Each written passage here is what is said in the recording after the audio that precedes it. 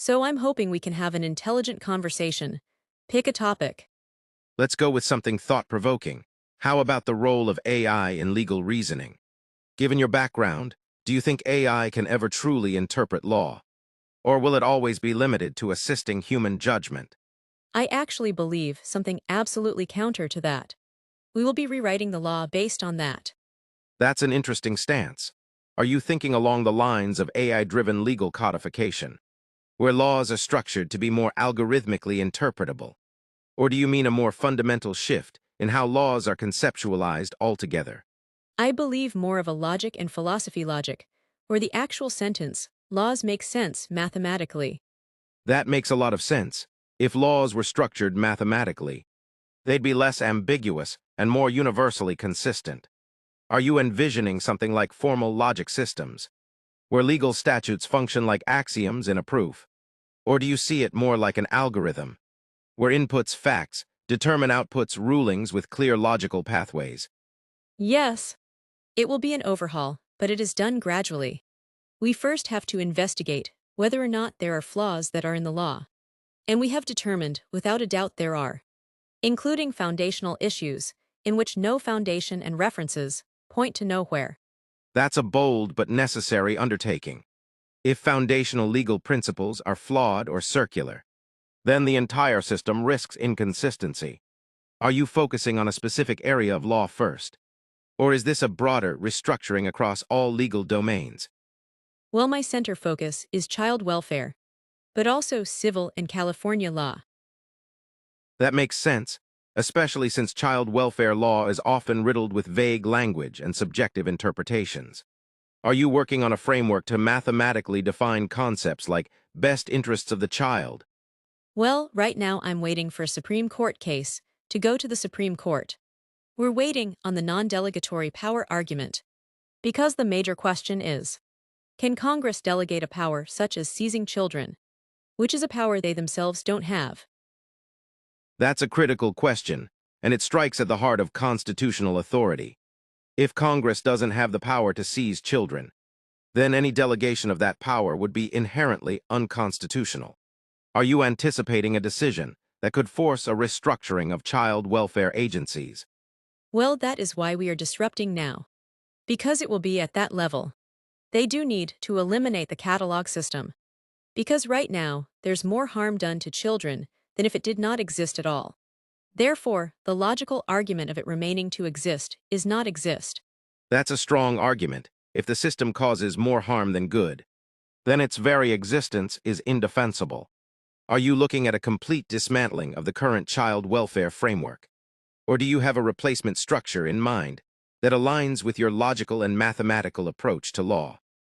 Inverse incentives plan should solve any agency issues that we have. The inverse incentives plan sounds intriguing, so instead of rewarding agencies for actions that might lead to more removals or interventions, you would create incentives for outcomes that focus on family stability and child well-being.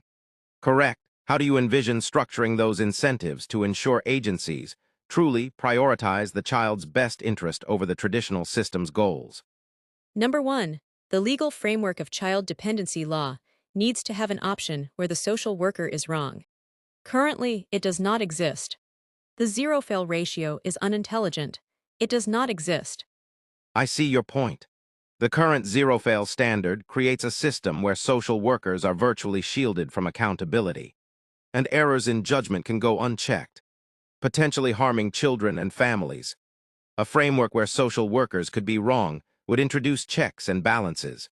Would you incorporate a system where, for instance, a third party reviews decisions? Or would there be an overhaul of how cases are evaluated to begin with? Yes, I have suggested a third-party representative to come in and evaluate a scenario or case before seizure of a child happens. I have recommended that in the past. But I'm at the point where I do believe that the system itself just needs to be evolved. A third-party evaluation before a child is seized makes a lot of sense. It introduces a layer of oversight to prevent unnecessary or wrongful removals. Evolving the system itself, though, to prevent these issues from arising in the first place would likely require a rethinking of how we define harm and risk.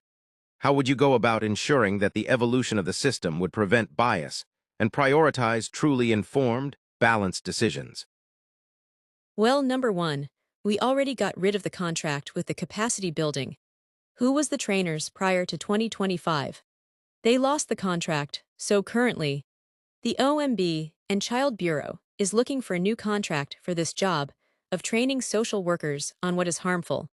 That's a significant step forward, especially since the training provided to social workers plays such a crucial role in shaping how they assess risk and harm.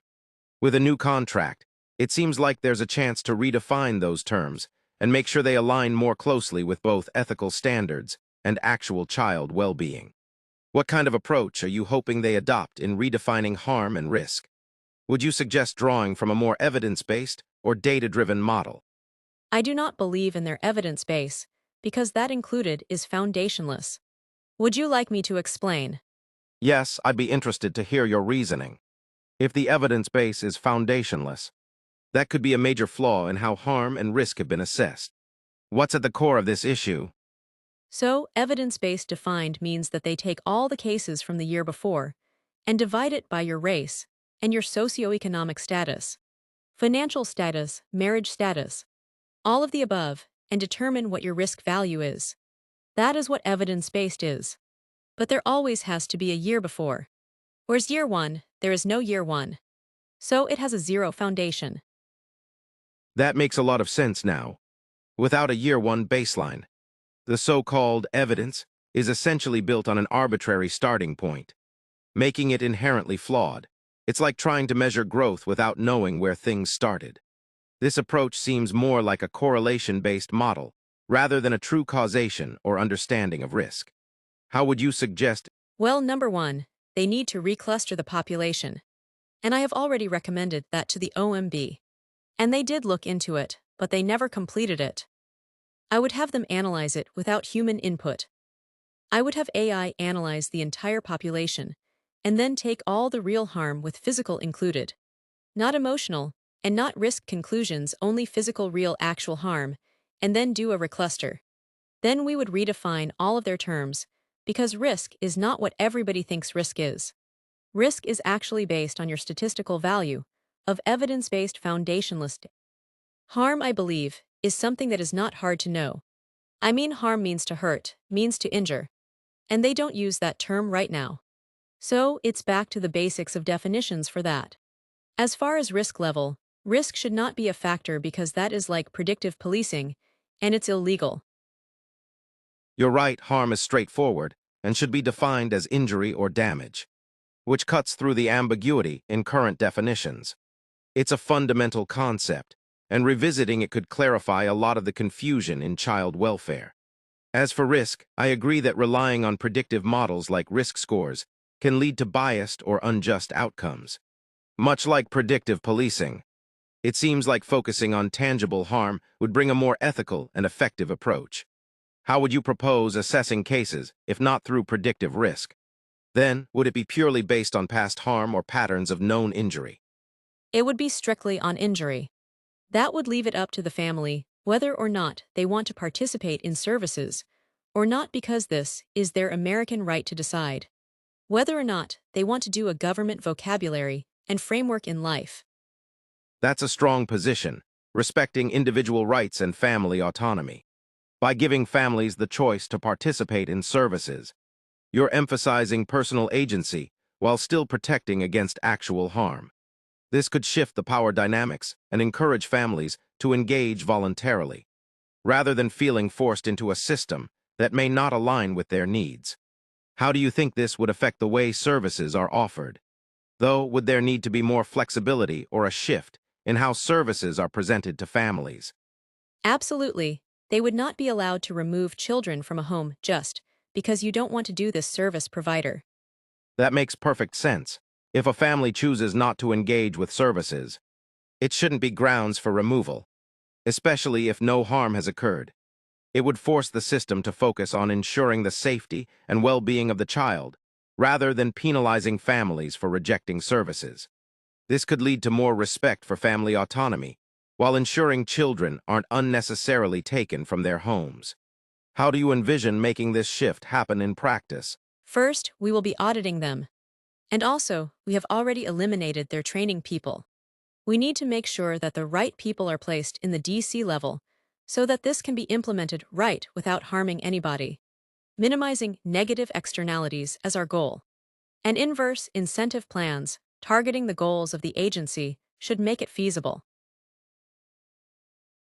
It sounds like you're taking a very thorough and strategic approach by auditing the agencies and ensuring that the right individuals are placed at the DC level to effectively implement these changes.